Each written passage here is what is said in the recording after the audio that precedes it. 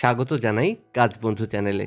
আজকে আমরা জানব স্যালভিয়া বা সালভিয়া ফুল গাছ সম্পর্কে।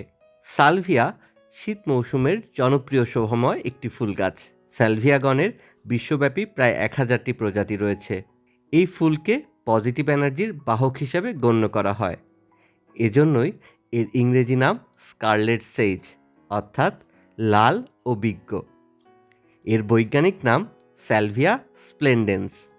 ল্যাটিন শব্দ স্যালভো থেকে স্যালভিয়া শব্দটি এসেছে, যার অর্থ নিরাময়।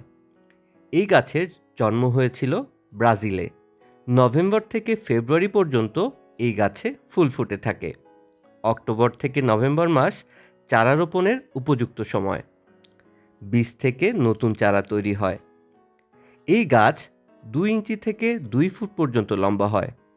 এর টকটকে লাল ফুলগুলো 12 থেকে 15 দিন পর্যন্ত গাছে স্থায়ী হয়। কিছু প্রজাতির পুষ্পমঞ্জরি গাছের চেয়েও বড় হয়। গ্লাডিওলাস ফুলের মতো এই গাছে নিচের দিক থেকে ফুল ফুটতে ফুটতে উপরের দিকে ওঠে। মজার বিষয় হলো, স্যালভিয়ার ফুল, কলি, মঞ্জরি সবই একই রঙের, তাই দেখে মনে হয় একটি ফুলের তোড়া।